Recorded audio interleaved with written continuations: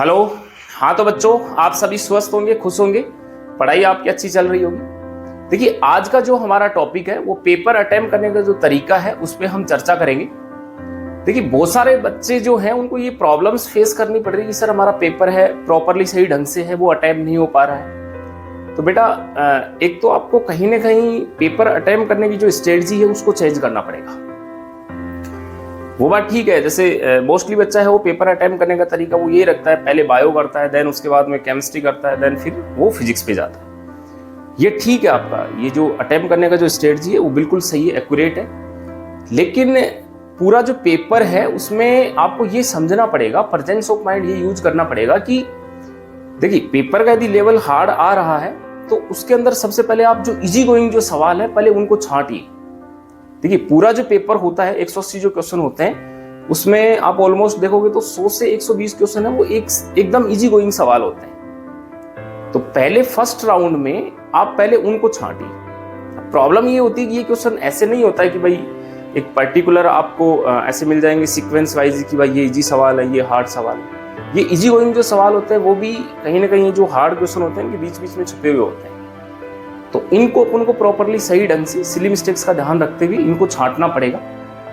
और जिस बच्चे ने पहले राउंड में इन इजी गोइंग सवालों को 100 से 120 सवालों को आसानी से अटेम्प्ट कर लिया तो उसको विद इन एग्जाम ही इतना कॉन्फिडेंस आ जाता है कि यार मैं 1 से 1.5 घंटे में मैंने इतने सवाल कर लिए, 100 से 120 सवाल कर लिए, तो मैं ऑलमोस्ट सिलेक्शन रेंज में तो आ ही चुका हूँ।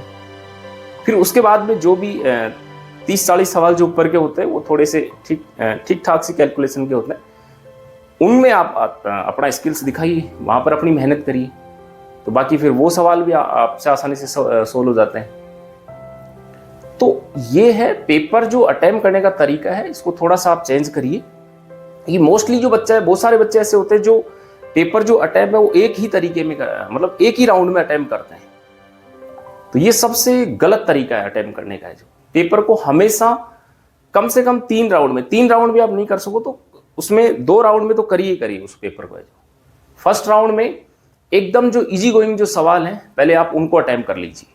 उनको अटेम्प्ट करके जो भी आपसे हो रहे हैं 100 से 120 के आसपास जो सवाल है, बिल्कुल इजी गोइंग सवाल आते हैं, उनको आप अटेम्प्ट कर लीजिए। फिर उनकी ओमार आप भर लीजिए। ओमार आप भरोगे ड्यूरिंग एग्जाम तो कहीं ना कहीं आपको थोड़ा सा एक रेस्ट का भी मौका मिलेगा, 5-7 मिनट आप जब भरते हो। फिर उसके बाद में है आप सेकंड राउंड फिर जो है आप वैसे ही अटेम्प्ट करिए, जैसे आप पहले बायो करते हो, फिर आप केमिस्ट्री करते हो, फिर आप फिजिक्स पे जाते हो। उसके बाद आप सेकंड राउंड अटेम्प्ट कर लीजिए। जो जो आपने हार्ड क्वेश्चन पहले राउंड में छोड़े हैं उन क्वेश्चनों को आप सोल्व करिए अच्छे से। तो दिक्कत ये आती है क्योंकि बच्चा जो है एक्चुअली जो पूरा पेपर है उसमें जो हार्ड सवाल होते हैं ना, उनको पहले राउंड में क्या करता है, वो पहले राउंड में ही करने की कोशिश करता है। और पहले राउंड में यदि अपन हार्ड सवालों को अटेम्प्ट करते हैं तो हो सकता है वो अपना सोल्व हो ना हो, उसमें टाइम भी ज़्यादा लगेगा, और यदि सोल्व भी नहीं हुआ तो कॉन्फिडेंस लेवल इतना नीचे कर देगा वो कि उसके चक्कर में बाकी के कई जो इजी सवाल आते हैं ना उनको भी गलती कर बैठता है। तो पहले राउंड में तो जो भी आपको लगता है कोई लेंथी कैलकुलेशन है, मान लो बड़ा सवाल है, तो उसको तो आप बिना पढ़े ही उसको राउंड कर सकते हो। वो सारे बच्चों की ये गलती होती है कि पहले राउंड में मान लो हार्ड या जो लेंथी सवाल है मान लो, तो उसको पूरा पढ़ेंगे एकदम लाइन टू लाइन है, और फिर उसमें डिसीजन ले रहा है कि मेरे को उसको सेकंड राउंड में करना है। नहीं बेटा, ऐसी गलती आपको बिल्कुल नहीं करनी। फर्स्ट राउंड में कोई लेंथी सवाल आपको दिख रहा है तो उसको बिना पढ़े ही आप छोड़िए सेकंड राउंड के लिए, कि सेकंड राउंड में देखूंगा इसमें क्या कंसेप्ट लगेगा, क्या पूछना चाह रहा है। तो एक तो आप अपना जो तरीका है इसको थोड़ा सा सुधार करिए। और मैं आपको बता देता हूं इसमें कि यदि पेपर का जो लेवल है पिछली बार का भी यदि लेवल आता है तो कट ऑफ आप मान के चलिए, जनरल का जो कट ऑफ है 600 नंबर से कम नहीं जाएगा किसी भी कंडीशन में। क्योंकि वो बात अलग थी कि पिछली बार जो है बच्चा कहीं ना कहीं घबराया हुआ था, क्योंकि पहले जो पेपर है वो एकदम इजी लेवल आता था और फिर अचानक से एकदम हार्ड लेवल कर दिया, तो बच्चा समझ ही नहीं पाया कि एक्चुअली पेपर में जो है मेरे को कौन सी स्ट्रेटजी है वो इसमें अप्लाई करनी चाहिए। अब बच्चा ऑलरेडी पहले से मेंटली रूप से प्रिपेयर है कि पेपर का जो लेवल है वो ऑलमोस्ट ये ही आना है, और चांसेस हैं कि पेपर का जो लेवल है पिछली बार आया वो ही इस बार भी आना चाहिए। तो वो लेवल भी यदि आता है तो बच्चा ऑलरेडी है उस टाइप के क्वेश्चनों की प्रैक्टिस कर रहा है पहले से है जो, तो इस टाइप के क्वेश्चनों के लिए तैयार है। तो कट ऑफ है आप मान के चलिए लगभग है 600 नंबर से कम कट ऑफ नहीं जाएगा जनरल का किसी भी कंडीशन में। तो उसके हिसाब से आप अपना आकलन करिए, अपनी पढ़ाई को है उसके हिसाब से आप कंटिन्यू करो। पेपर अटेम्प्ट करने का तरीका है कहीं ना कहीं उसको थोड़ा सा चेंज करो, क्योंकि बहुत सारा जो एवरेज बच्चा ऐसा होता है, बहुत सारा बच्चा ऐसा है, कहने का मतलब जिनका चलो ठीक है तैयारी उनकी एवरेज है, लेकिन पेपर अटेम्प्ट करने का तरीका जो है उनका इतना स्मार्ट होता है कि वो बहुत अच्छा स्कोर कर लेते हैं। और एक बच्चा वो भी होता है जो कहीं ना कहीं मेहनत खूब कर रहा है, लेकिन पेपर अटेम्प्ट करने का जो तरीका है कहीं ना कहीं उसका थोड़ा सा वीक है, प्रॉपरली सही प्लानिंग से अटेम्प्ट नहीं कर पा रहा, तो उसकी वजह से उसका स्कोर है कहीं ना कहीं डाउन आता है उसका। ठीक है बेटा, तो इन सब चीज़ों का आप ध्यान रखिए।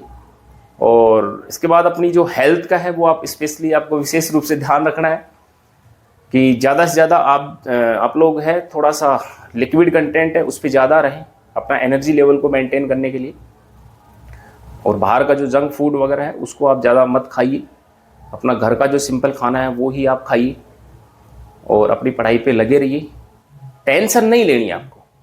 देखिए टेंशन लेने से होगा क्या, टेंशन लेने से कुछ नहीं है भाई। ऐसे अपन टेंशन ले लें बहुत सारा कि उससे हमारा यदि स्कोर बढ़ जाए ऐसा कुछ हो जाए तो अपन ले सकते हैं बहुत सारी टेंशन, लेकिन टेंशन लेने से आपका जो स्कोर है कहीं ना कहीं डाउन ही आएगा, स्कोर आपका बढ़ेगा नहीं।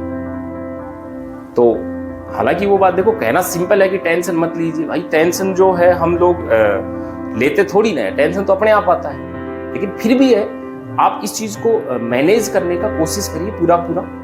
देखिए जो ऑल इंडिया टॉपर बनेगा नीट का जो है, टेंशन एंजाइटी वगैरह वो भी उसको उतना ही है, लेकिन बात ये है कि इस प्रेशर सिचुएशन को जो बच्चा है कौन कितने बेटर तरीके से हैंडल कर रहा है, तो वो ही इस रेस में जीतेगा। तो इसलिए मस्त होकर के आप सिलेक्शन का इतना ख्याल ज्यादा दिमाग में मत लाइए। आप तो ये चीज सोचिए कि भाई मुझे है अपना बेस्ट देना है बस, तो आप अपना बेस्ट देंगे तो फिर ऑटोमेटिकली आपका स्कोर है वो उस लेवल में आएगा, उस रेंज में आएगा कि आपका सिलेक्शन हो जाएगा बढ़िया रैंक के साथ ऑटोमेटिकली। इसलिए टेंशन ना लेकर के एकदम फ्री माइंड से अपना सिलेबस है उसको रिवाइज करते रहिए। जो आपको सिलेबस सबका ऑलमोस्ट कंप्लीट हो चुका है, सब बच्चे एक बार रिवाइज कर चुके हैं, पूरा सिलेबस है, सब बच्चे ऑलरेडी इस टाइम में फुल सिलेबस का टेस्ट दे रहा होता है। तो फुल सिलेबस के टेस्ट में बच्चे को कहीं ना कहीं ये भी प्रॉब्लम्स आती है कि सर मैं रिवाइज कैसे करूं, इसमें भी उसको प्रॉब्लम्स आती है। तो बेटा इसमें देखो सबसे बेस्ट तरीका तो यही है, आप जो टॉपिक्स है, एक तो शॉर्ट नोट्स वगैरह भी आप हर टॉपिक के बना करके रखिए, शॉर्ट नोट्स को रिवाइज करिए। जब भी आप पेपर देने जाते हैं उसमें आपको लगता है कि कोई क्वेश्चन है उसका प्रॉपरली आपसे सॉल्व नहीं हो पा रहा, कहीं ना कहीं जो कंसेप्ट में आपके कोई ना कोई मिस्टेक है, तो उस टॉपिक को दोबारा से आप थोड़ा सा डिटेल में जाके देख सकते हो।